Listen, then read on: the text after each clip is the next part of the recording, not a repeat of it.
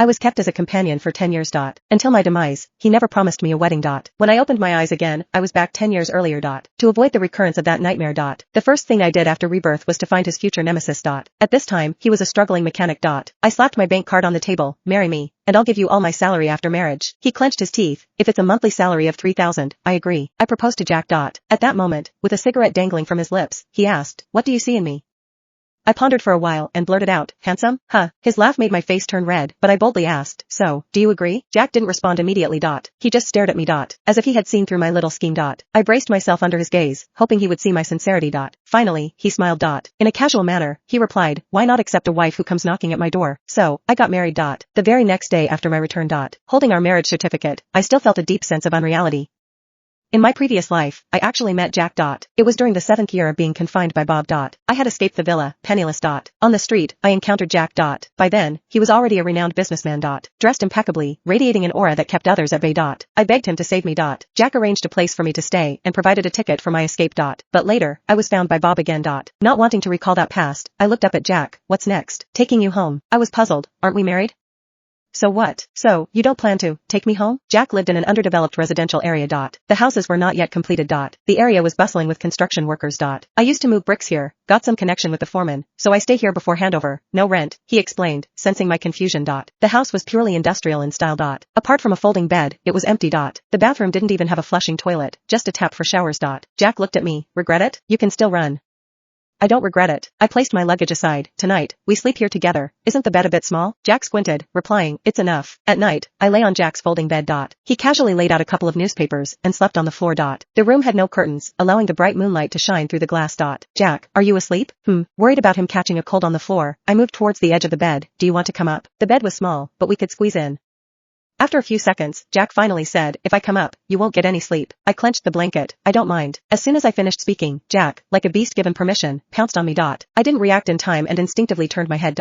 When the weight on my body lightened, under the moonlight, I saw a mocking look on Jack's face. "Don't pretend to do things you can't. I take things seriously." Then, he moved to lie on the newspapers again. Realizing his intent, I grabbed the hem of his shirt. My fingers touched his skin through the gap. Jack shivered and looked at me with a complex gaze. I bit my lip. "I really mean it." Afraid he would refuse, my hands audaciously scratched inside. Jack's eyes darkened. "Now, you don't have a chance." Unlike Bob, who deliberately worked out in the gym, Jack's body was naturally toned from labor. His skin was a natural wheat color. Solid abs, full of strength. In the end, I couldn't bear it anymore and cried convulsively until he stopped. He kissed away my tears roughly and said, "Spoiled." Despite the pain all over my body, he neither comforted me nor offered any solace, just criticized me. I wasn't happy either, turned to the side, not wanting to see him. Jack didn't bother with me and left the bed without a word. I hugged the blanket, feeling increasingly wrong. In my previous life, I was kept by Bob as a canary for 10 years. Only in death did I finally find release. I thought it was a mercy from heaven, giving me a chance to start over. But Jack seemed like a different person now. As I was crying, suddenly a warm towel covered my face. Jack had returned at some point, with a basin and a warm towel in hand. Crying? I denied, no. Jack haphazardly wiped my face, then wrung out the towel. "What are you doing? There's no hot water in the house, can't bathe, this should make you feel a bit better." Indeed, my body felt sticky. Setting aside my anger, I blushed and reached for the towel. "I can do it myself." "Stay put." Jack ignored my protest, directly uncovering the blanket, and placed the warm towel on me. After a moment, I heard Jack's voice. "Don't be mad, I'll be gentler next time, alright?" His voice was slightly awkward. My face warmed up, and I curved my lips upwards, covering my face with the blanket.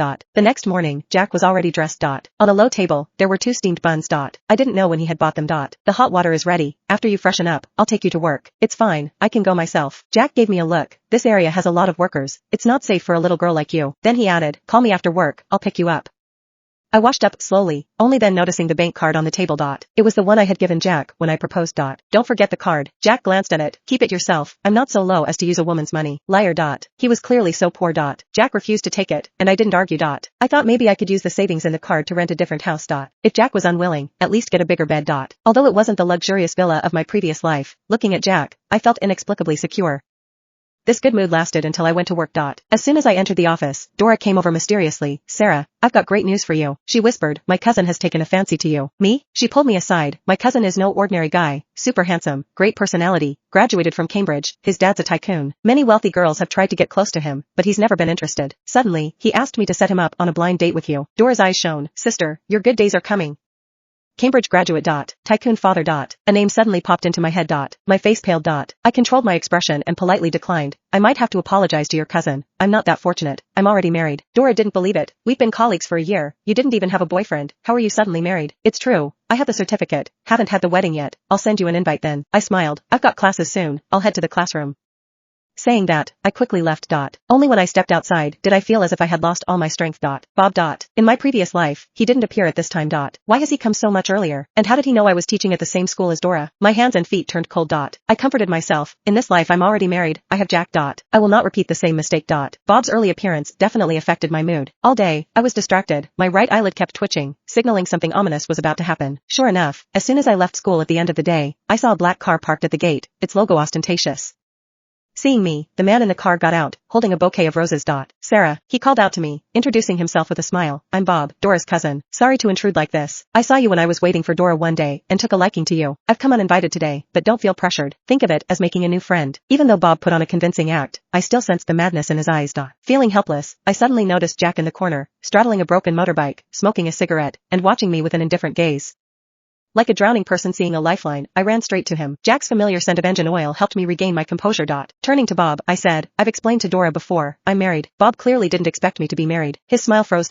His gaze drifted to Jack, and a flash of hatred passed through his eyes. Though he covered it quickly, I caught it. But why hate? This was supposedly his first time seeing Jack. Bob quickly adjusted his emotions and said, I was presumptuous, not knowing about Sarah's personal situation beforehand. Since I bought the flowers, I won't take them back. I'll just wish you both a happy marriage. Then he extended the flowers towards me, a gift for a beauty. I suppose your husband won't mind? Before I could respond, Jack suddenly laughed. Who says I don't mind? He looked at Bob. I'm a small-minded man. I can't stand seeing my beautiful wife accepting gifts from other men. After saying that, Jack put a pink helmet on my head. Put this on. Seeing the brand new helmet, my mood inexplicably lifted. I couldn't help but ask, did you buy this for me? Found it in the trash. I grinned. Then next time, can you find a blue one? I like blue. Jack raised his eyebrows as if to take the helmet back. I quickly put it on firmly, tapping it twice on my head. Does it look good? A hint of amusement appeared in Jack's eyes. He pulled down the visor of the helmet and then said, idiot. Turning back, Bob had already left. After this incident, everyone knew my husband was a mechanic. During the break, I heard some teachers gossiping together. She may look good, but she still ended up with a guy like that. Didn't you see his motorbike? It's as broken as a tractor. They all laughed. When I entered, someone deliberately asked, Sarah, where does your husband fix cars? My husband just bought a Mercedes. Let him maintain it next time. We should support his business. Sure, I'll send you the address later. Dora couldn't stand it anymore and pulled me out of the office. Are you daft? They're bullying you to your face, and you don't fight back? You're good looking and have a decent job. Why settle for? Dora paused, then spoke bluntly. I'll be straight with you. You've been tricked right after graduation. You think love is more important than bread. You'll regret it later. Think about my cousin. He doesn't mind you being divorced. Dora, your bag looks nice. I interrupted Dora, glancing at the Hermes on her desk. Is it new? Dora blushed. Yeah, Dora was a salaried worker. It was clear who gave her the bag and why. I didn't expose her. I'm happy with my husband. What kind of life we lead is our business. Don't talk about him anymore. I don't like it. That day after work, Jack didn't come on his motorbike. Where's your bike? Sold it. Jack didn't elaborate, but just said, let's go. Jack led me to a different direction than usual. I couldn't guess what he was planning. We walked a few hundred meters to a residential area near my school. Third floor, let's go up and see. I had a hunch, but didn't dare to believe it. I slowly made my way to the third floor, where the door of the middle apartment was wide open. Entering, I found a cozy two-bedroom apartment. Not big, but warmly decorated. The curtains were the color of the sky, fluttering slightly in the breeze. The setting sun spilled golden light into the room.